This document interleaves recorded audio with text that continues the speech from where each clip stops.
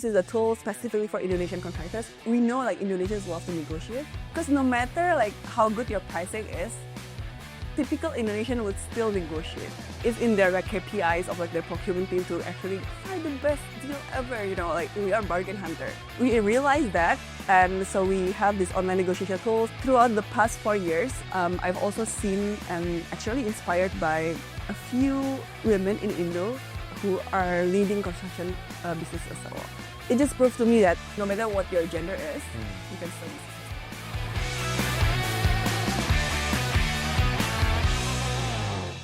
Hi guys, welcome to another episode of the CTO Show hosted by Tech Vibe. Today I'm in Jakarta. My name is Philip. I'm your co-host and I'm with Graciela, who is currently a co-founder of Juragan Material. We have a very exciting show planned, and I guess we would love to start, Graciela, by understanding a little bit more about your background and how you ended up actually to entrepreneurship. Okay, so a little bit about me. So I am one of the co-founder of Juragan Material, as you mentioned, which is basically a B2B construction tech platform here in Indonesia. And in terms of background, I come from an engineering background. So I graduated from the University of Washington back in 2015, majoring in industrial and systems engineering, before finally continuing my education to London, UCL, for financial risk management. But in terms of career, I've always been involved in the tech startup space across the globe, actually, starting with my first big girl job at Amazon Seattle right after college, before spending a few months in Beijing also working for a Chinese company there, and before finally making my way home in Indo. Wow. I think when I talk to a lot of entrepreneurs, especially those who study overseas, a lot of them have the mentality of, if you get the opportunity, especially to work in a really prestigious company like Amazon, that you should build your career there and wait a few years before coming back to Indo or Southeast Asia. What made you decide to come back?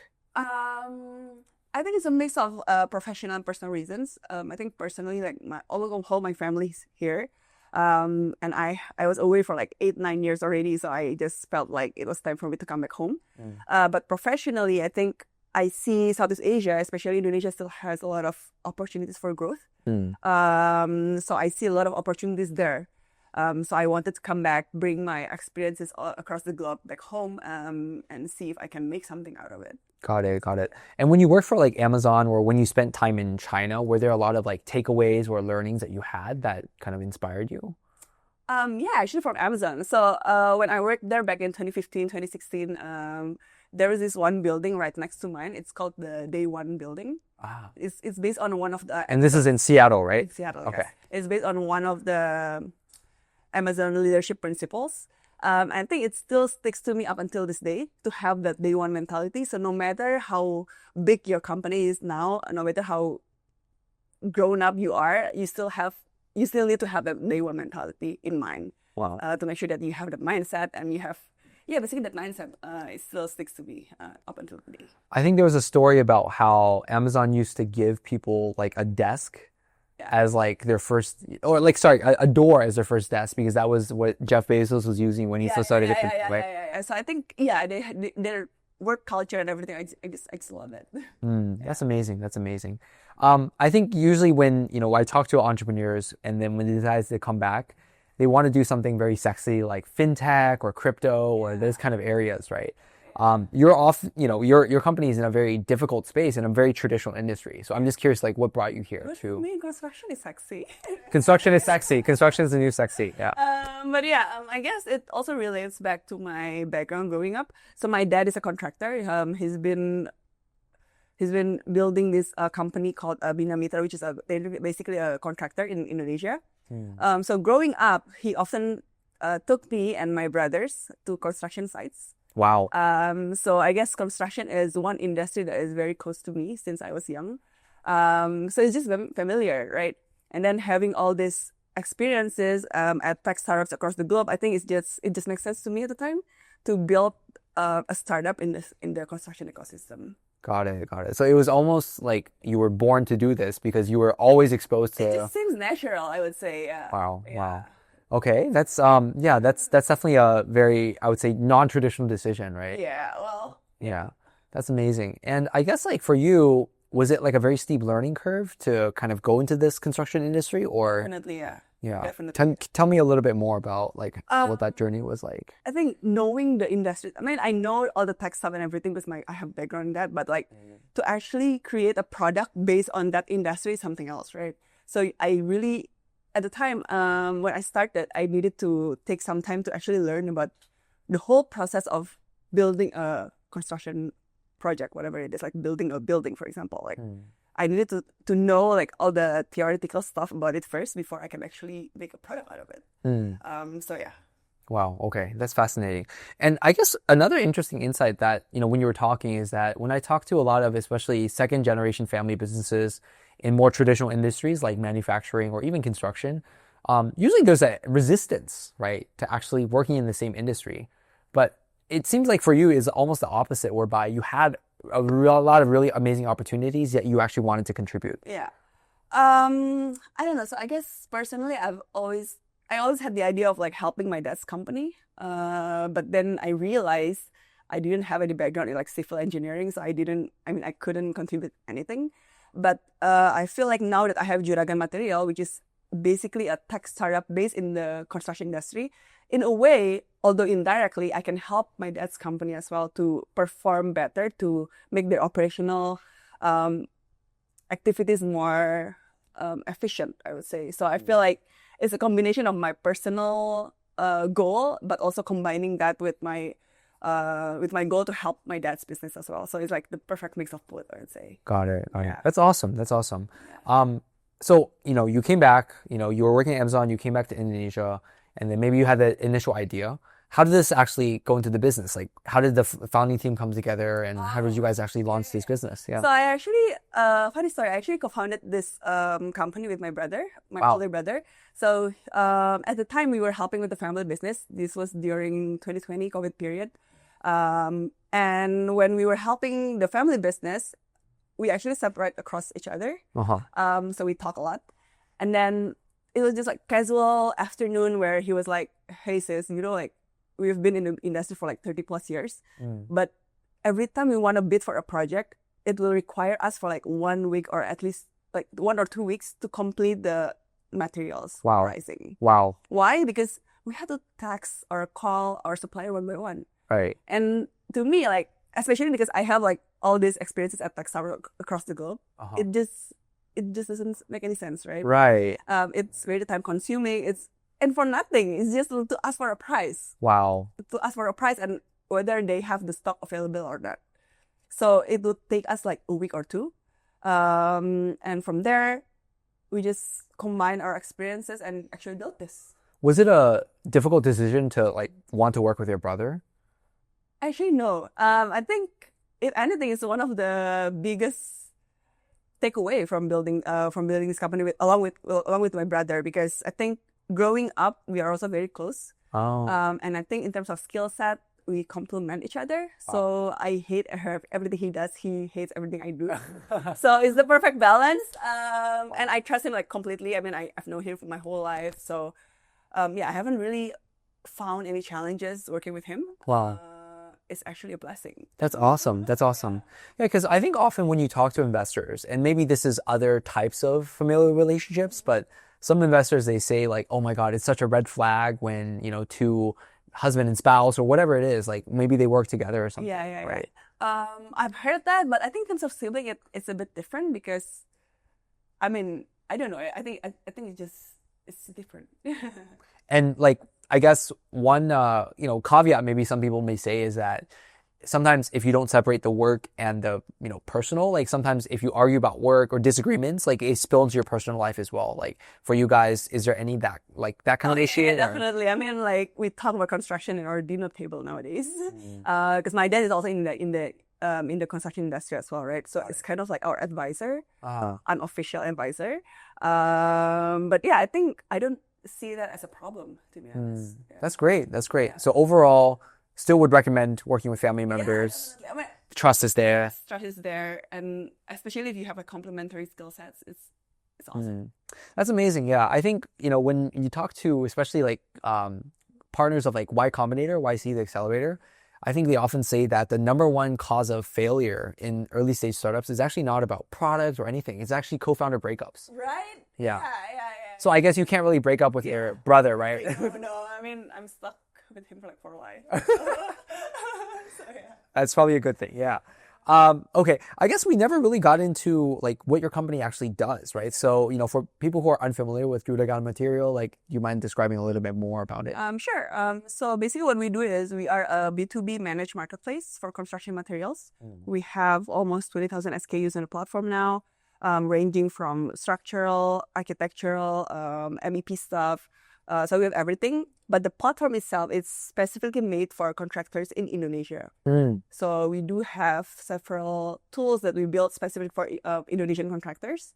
But the main idea is to basically connect contractors and property developers in Indonesia directly to materials distributors in verified material distributors across Indonesia. Got it. So in some sense, you're kind of replicating the Amazon model, right? Because you're a marketplace. On one side, there's suppliers. On one, but more for B2B, I would say, right? Yes, and we actually curate every single vendor. So we deal only with the first hand, which is like basically the brand principals or the main distributors. We don't source from material shops. I see. Yeah. Interesting. You were describing earlier that, the initial kind of cause of building this company was this like really painful pricing process, right? Yeah. So did you guys build some custom tool for pricing, or how did you guys kind of get around these kind of issues? So the idea is basically like price transparency. So in the website, like, everyone can access that, right? So it's just there, and stock availability is there. So you don't have to text or call your vendor one by one. It's all there. We have like 20,000 SKUs. You basically have everything you need under one platform, and that itself will help you a lot in your procurement of materials. I see. And then you were saying that there were some like specific tools that you guys built. Yeah. What? So we, like I mentioned, right? This is a tool specifically for Indonesian contractors. Why I say that is because, for example, we know like Indonesians love to negotiate. So we do have online negotiation tool. Wow. Yeah. How does that work? Yeah. So basically, like, because no matter like how good your pricing is, typical Indonesian would still negotiate. Right. I think it's in their like KPIs of like their procurement team to actually find the best deal ever. Like that like we are bargain hunter. So we realized that, and so we have this online negotiation tool. Basically, if the price is too high, or if you have like a counter offer, which is probably like maybe like you have a vendor giving you a cheaper price, and then you want to compare with our prices, you just have to fill in the form on our website, and then in maximum of 2 hours, we will get back to you whether we can accept the price that you negotiate, or we can counter offer again. Wow. Okay. So, yeah. And is this done like by the supplier itself, or is it like you guys will actually facilitate this discussion because they give you a range of prices? Go through us. I see. Yeah. So the vendors sell to Juragan and we sell to the contractors, but it's a back-to-back transactions. Yeah. Got it. Okay. So you guys already have like a team basically that knows, okay, this is the range of prices that I can accept. And we actually help. Technology actually helps also. So we have a price range that is determined by the technology, but everything in between that range is done manually. That's so interesting. Yeah. That's so interesting. So basically, there's some technology and some automation. Do you ever see that AI or those kind of things can... Yeah, we use AI, but it's more for order processing. So whenever we get like these purchase order documents, we just use AI to translate it into a purchase order, like basically to our vendors. Got it. We don't have to like type it in one by one and then send it to our vendors. It's just like you take this document and then screen it with AI, and then AI will read that and then actually create the purchase order for the vendors. That's like super interesting actually, because I guess even in these traditional industries, you see like technology just playing a bigger and bigger part, right? And this is definitely, what you guys are doing. Do you feel like that the construction B2B material space, do you think that's evolved since you kind of started the company, or? I think so, yeah, because Juragan itself, we are one of the pioneer of construction technology here in Indo.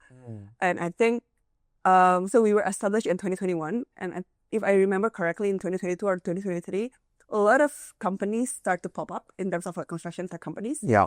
But everyone is solving different kinds of issues. Because I think construction itself is a very traditional industry here in Indo, so there are still a lot of room for growth, right? So only later in 2023, I think, the people start to come up with business ideas related to construction. But everyone is like solving different issues. So we don't really like compete with each other. Got it. That's good to hear. Yeah. I'm just curious also, when I talk to a lot of other founders or entrepreneurs, obviously the VC-backed environment is quite volatile. Yeah. But do you guys also kind of see any difference with that environment, or is it because construction is maybe a very fundamental backbone of the economy that you guys are a little bit more insulated with these kind Yeah, I think so. So I mean, the VC market is in winter now. It's been like this for the past few years, but I think in terms of the business itself, we still do make money, and our biggest strength is that we always have positive unit economics since day one. Wow. So That's great. yeah. That's great. So yeah. That's awesome. That's awesome. Yeah.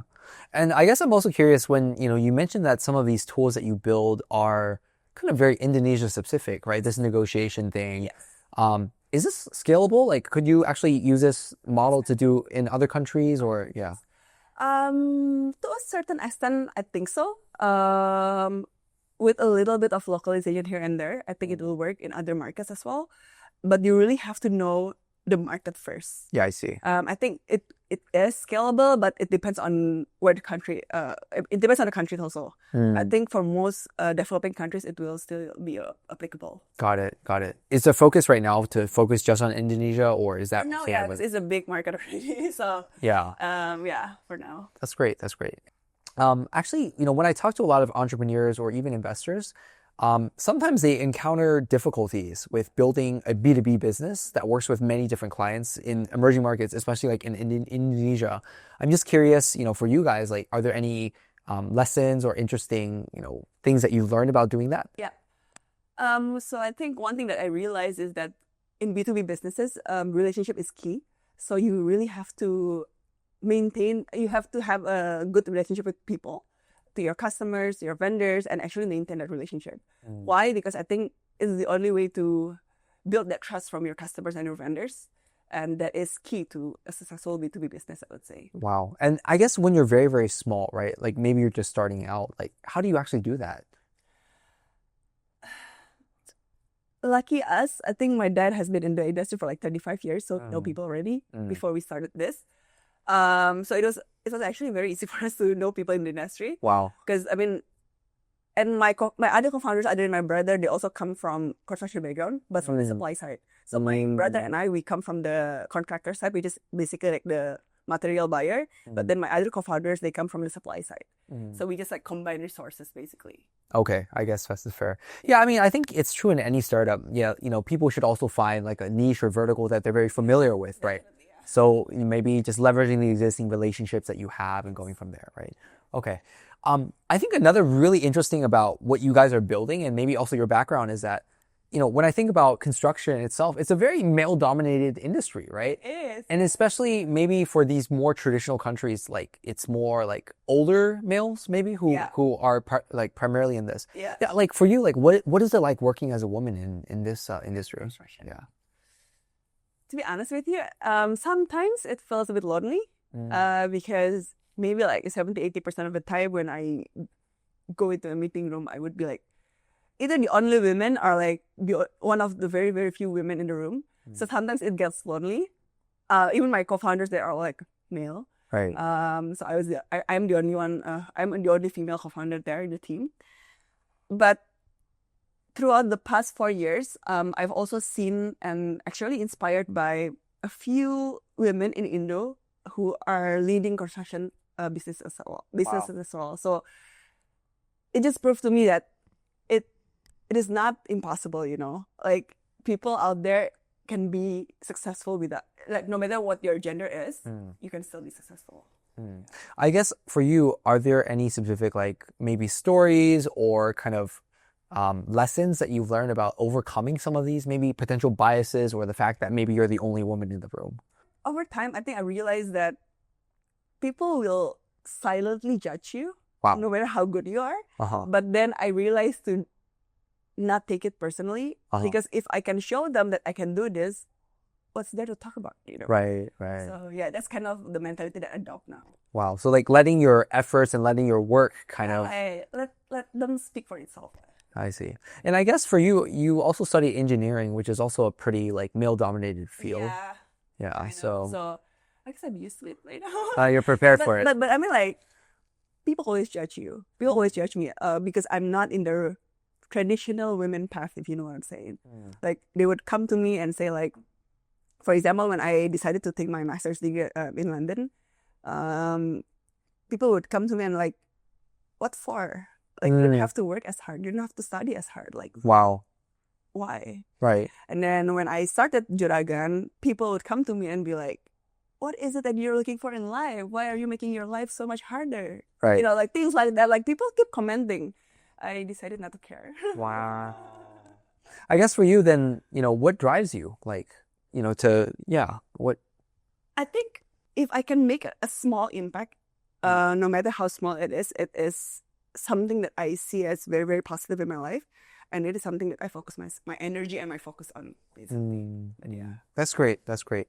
I think now maybe a lot of younger women are starting out in their careers. Maybe they're deliberating, pursuing careers like engineering or more traditional fields, especially in, emerging markets, or maybe they actually want to start businesses in construction or these more traditional fields as well. Like, any advice that you have for them, or what would you tell them? Just be confident. Not everyone cannot be not everyone is your cup of tea, so you cannot please everyone. So just don't care about the negative comments. It's just keep doing you. If you have that ambition, just go for it and don't fail. And don't be afraid to fail. Wow. I think that's maybe easier said than done, right? Because building that confidence is also a bit scary. It actually took me a few years, and actually, I exercise quite regularly, and it actually helped me with my confidence a lot. Interesting. Okay. Now that I'm here now talking to you, like in the past, I was super like insecure. So I think a lot of experiences in the past 4 years, from people's comment, from me trying to change my mindset personally, everything led up to this. Now that I overcome all my insecurities behind. Okay. So you mentioned that exercise was actually the thing that helped you build self-confidence. Yes. Yeah. Tell me about that. Like, how did that, actually help you do that? And what was that kind of fitness journey like for you? So basically, I started exercising regularly, maybe when I first started building Juragan. At first, I treated that as a little me time where I had like 1 hour of not thinking about work. Yeah. Because when I built this, I spent like 18 hours per day to work. Wow. Like, I didn't have any me time. It was like super, super, super stressful. Right. So I realized that I was not very healthy at the time. So I decided to do something different. Right. So I started exercising regularly, maybe like 5-6 times a week. And I realized that it started as it started as a me time, like 1 hour where I didn't have to think about work. But now I think it gave me so much more learnings that I can actually put those learnings into my entrepreneurial journey. Wow. Like how? Like what type of learnings? So I think it builds discipline. Yeah. It teaches me how to be persistent. How to actually have goals that terrify you. Okay. But requires you to think strategically of how to achieve that goal. Oh. For example, like I sign up to like crazy races, like full marathon, like High Rocks or triathlon. Right. It's scary at first, but then if you actually put the time to practice, you make yourself disciplined enough to, get up at 5 a.m. every single day and then do the work, and then the goal will come closer and closer each day. And I think the same mindset can be applied for entrepreneurial journey as well. Wow. Because it requires so much patience, energy, and discipline to actually build a startup. Wow, that's amazing. I guess you also have to have that internal kind of drive and discipline to be able to do that as well, right? Definitely, yeah. Wow. I guess, when I hear some other entrepreneurs talk, they're like, oh my God, my business is so busy. I don't have even time to eat, or those kind of things. And then maybe they don't have as much balance, right, in their daily lives. Not only in terms of like physical exercise, but even like sleep or other healthy habits. Yeah. Do you feel like, it seems like you probably have a different perspective on those kind of things as well, right? Yes. So when I worked for like 18 hours per day, it was very, very unhealthy. Yeah. And I realized that if you're physically unhealthy, you can't do the job well. So it's a balance of like performing well is not only about doing the work, but also maintaining your well-being. If you're not physically fit, like how can you even work, right? So that's how I shifted my mindset, and life is so much better now. Yeah. No, I think it's also good to just have a long-term perspective because I think often, highly ambitious people, you think that your work is your entire life, right? But actually your entire life is very long. Yeah. And, maybe the physical health part is the foundation of, when you're old, like how you're actually, able to do work and continue in those kind of things, right? Yeah, definitely. That's amazing. I guess, for you, when we talk about the long term for Juragan, like, is there a long-term vision that you have for the company and, how it kind of operate? Yeah. Definitely, we want to continue serving our customers. Yeah. Both from the contractors, property developers, but also the supply side to extend their market. And we will continue doing that, basically. Yeah, that's great. Very focused and, very actionable, right? I guess the last kind of section I want to go over with you is some advice and reflections. I think the first thing is like, if you could go back to when you're first starting the business, right? And your younger self, what advice would you give to yourself when you were first starting the business? What would you say? Fall in love with the uncertainties of life. Wow. Right? Because I am such a big planner. Like I plan ahead for every single thing. But no matter how good you are at planning, there will not 100% will go as your plan. Especially in a startup, right? Especially in a startup. So I realized that let's just embrace those uncertainties in life and just take actions quickly. I guess sometimes it's scary to relinquish control, right? Because then you don't know what will actually happen. Yeah. At first, yeah, but then you have to train the mind to do it. I see. Okay. Is there any advice that maybe you would offer to young women who are kind of, thinking about starting a business or hopping into entrepreneurship as well? Be confident and don't be afraid to fail. Yeah. That's great. Just be you. That's great. All right, be you. And I guess last question I have is is there any, one message that you would want listeners to take away from your journey or building this company? I think I've said everything I want to say, to be honest. Just don't be afraid to fail. Be persistent. Have that goal and actually work toward that goal every single day, no matter how, your best is not the same every single day, but then you mentally you need to talk to yourself that, okay, I will have to do my best today. And that way you will become closer and closer to your goal, I think. Yeah. Yeah, good advice, I think. Yeah. Awesome. I think for the last section, what we like to do is just rapid fire Q&A. So maybe 4 or 5 different questions and we'll just go through them. So the first one is, what's your favorite tech tool or app that you've been using recently? Google Calendar. Okay. It's lifesaver.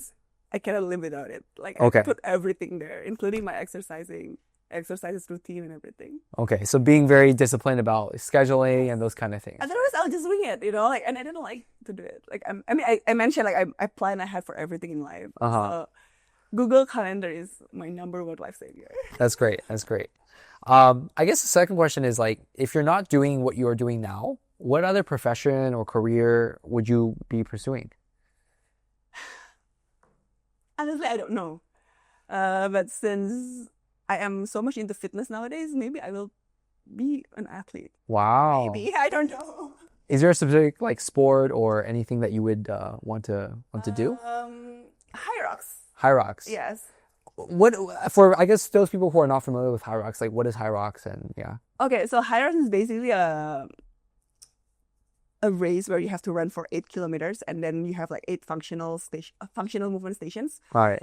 So you have this rowing, ski erg, lunges, wall balls, whatever. So you have 8 stations of those. Wow. But before you enter each station, you have to run for 1 kilometer first. Oh my gosh. Yes. So it's both cardio exercise and also and strength as well. And strength. It's the perfect hybrid training, I would say. Wow, you're very intense. And then how do you train for this kind of stuff?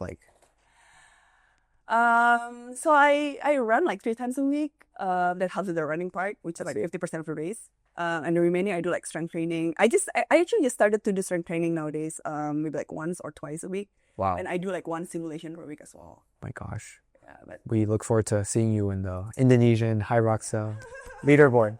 2 other questions. Number 1 is, what's the worst advice that you ever received? You're a woman, don't work too hard. Oh, I see. Yeah. I see.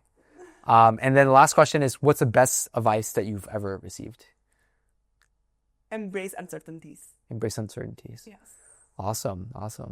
All right. Well, with that, thank you so much for your time, Graciela. This was a really interesting, really exciting interview. Thank you. Before we go, for those of the guests who are actually interested in connecting with you or even the company or learning more, like where can they find you?